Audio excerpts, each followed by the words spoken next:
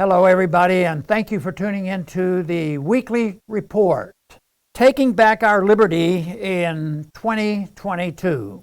For those of us who value liberty, these past 2 years have been a bad dream. It seems like we fell asleep in early 2020 and woke up in 1984. They said that if we just put on a mask and stayed home for 2 weeks, we'd be able to return to normal. The 2 weeks came and went, and instead of going back to normal, they added more restrictions. These past 2 years have been a story of moving goalposts and experts like Anthony Fauci constantly contradicting themselves.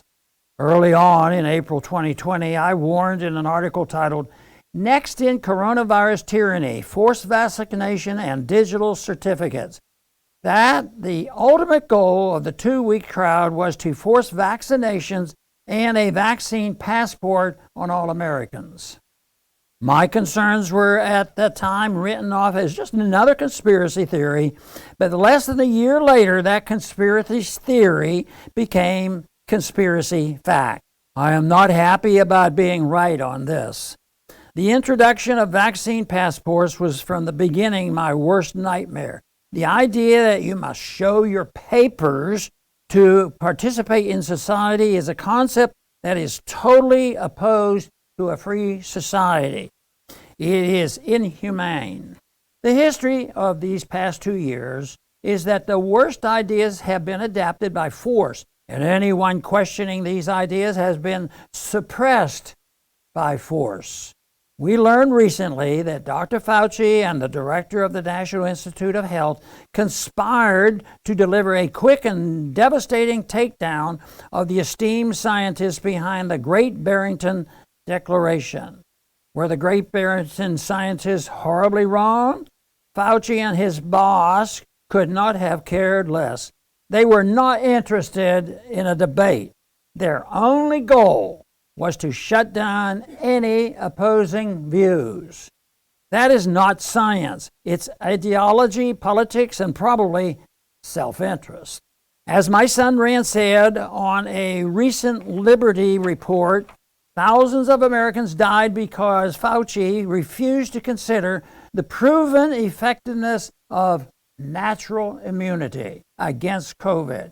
He and his colleagues were determined to deny any outpatient treatments and insisted on vaccines as the only way out. Now, as we see the vaccines performing so poorly versus natural immunity, their whole strategy lies in tatters. Will anyone apologize to the relatives of those who died? When we took back in these last 2 years, hopefully one thing that we will be remembered is how the institutions of state power have all lost their credibility. They have been exposed as frauds and worse.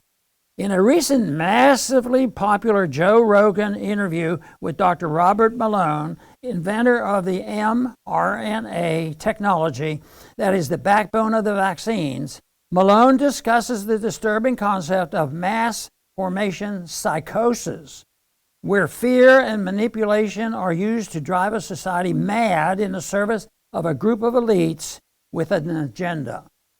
We saw it in Germany in the 1930s. As Charles Mackay wrote in the 19th century about the madness of crowds, humans go insane in groups, but recover only one at a time. What is to be done to defeat tyranny in 2022? We must continue to tell the truth. The truth is winning, and the liars are losing. One by one, their lies are being exposed. But it's not an easy task. Each of us in 2022 can do a little something to promote truth. Do what you can. The rewards are great. Thanks for listening.